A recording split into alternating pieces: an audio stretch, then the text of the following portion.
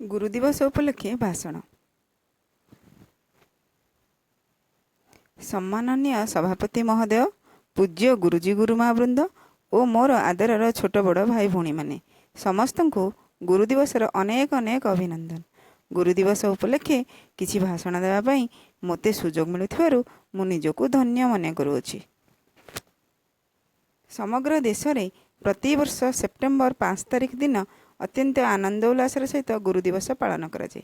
आमे भारतर द्वितीय राष्ट्रपति डॉक्टर सर्वपल्ली राधाकृष्णन जन्मदिवस को गुरुदिवस रूपे पालन करूँ।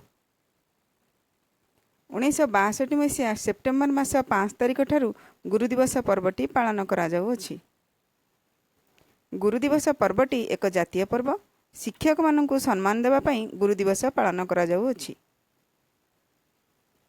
डॉक्टर सर्वपल्ली राधाकृष्णन एकाधार रे जड़े दार्शनिक और सुदक्ष गुरु थिले। शिक्षा क्षेत्र में तांकर अवदान अतुलनीय।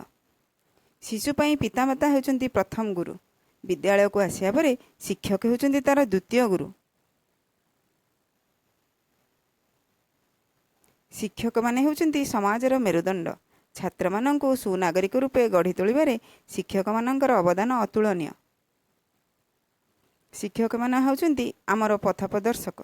शिक्षक माने आमको प्रेरणा प्रदान करी आम जीवन को सत्पथरे आगे नेबारे साहाय्य करती। गुरु होउचंती ज्ञानर गंताघर। गुरु आमको ज्ञान प्रदान करी आमर स्वप्न को पूरण करिबारे साहाय्य करती। शिक्षक मानक बिना छात्र मानकर जीवन अंधकार। गुरु जीवन मूल्यबोध शिक्षा माध्यम रे आम जीवन को आलोकित करती।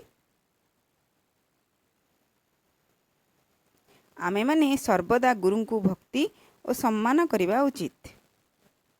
गुरु शिष्य परंपरार ज्वलंत उदाहरण एमती द्रोण, एकलव्य, धौम्य, आरुणी, सॉक्रेटिस, प्लाटो, रमाकांत आचरेकर, सचिन तेंदुलकर, महावीर सिंह फोगट, गीता फोगट।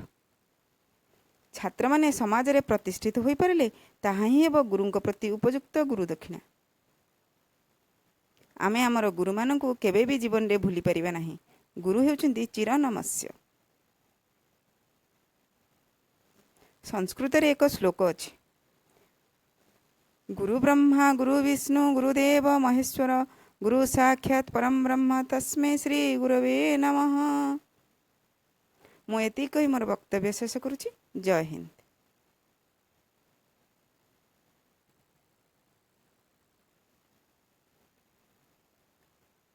धन्यवाद।